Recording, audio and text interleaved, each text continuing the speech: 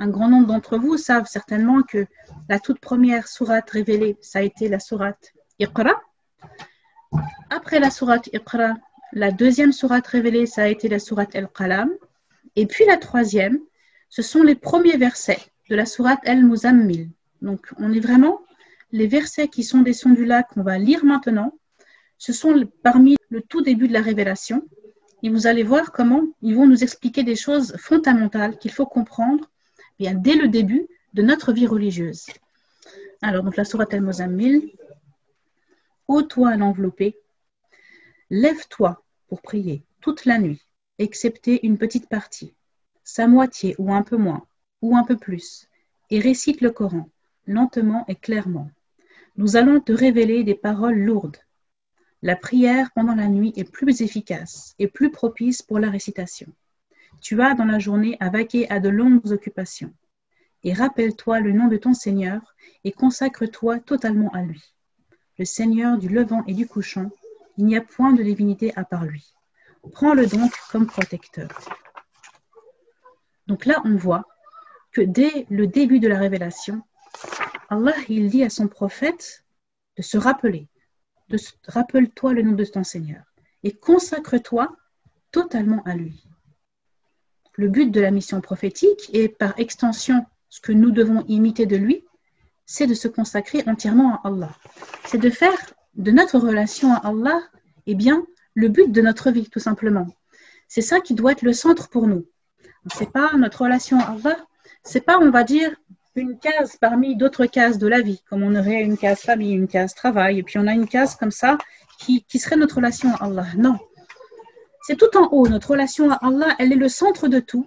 Elle est le sommet par lequel tout le reste prend sens. Tout le reste est connecté. C'est ça qui va déterminer la façon dont nous vivons notre vie. Notre religion, on ne doit pas la vivre de façon identitaire. C'est-à-dire, oui, donc on va être comme ça, on va faire tel et tel acte, par exemple, parce que d'autres le font. C'est un code social qu'on suive. C'est pas comme ça. On ne la vit pas non plus de manière héréditaire. C'est pas parce que mes parents sont musulmans, alors moi, je suis le mouvement, quoi. Je vis parmi les musulmans, ma famille est musulmane, je suis musulman. En fait, notre religion, tout ce que Allah il nous a montré comme beaux principes à suivre, eh bien, tout ça, finalement, c'est juste une histoire d'amour entre nous et Allah subhanahu wa ta'ala. Nous, les croyants, celui qu'on doit aimer le plus, c'est Allah. Contrairement donc aux autres qui aiment beaucoup de choses de cette vie ici-bas, qui ont des passions et qui vont les aimer plus que Dieu, ça Allah il en parle dans la sourate Al-Baqarah, dans le verset 165. Parmi les hommes, il en a qui prennent des égaux en dehors d'Allah, en les aimant comme on aime Allah. Or, les croyants sont les plus ardents en l'amour d'Allah. Eh bien, cet amour-là, on doit vraiment le ressentir. Et quand on est dans notre religion, avec tous ces principes, avec tout ce qu'on nous enseigne dans le Coran, dans la Sunna, il y a beaucoup de choses. Mais il faut tout le temps se rappeler que ce n'est qu'une histoire d'amour entre Allah et nous. Que tout prend sens en fonction de notre relation avec Allah. Et d'ailleurs, vous avez dû remarquer que quand on se sent dans cette proximité avec Dieu, quand on se sent vraiment dans un état spirituel fort, où on sent cette connexion avec Allah très forte, c'est un sentiment qui est vraiment incroyable.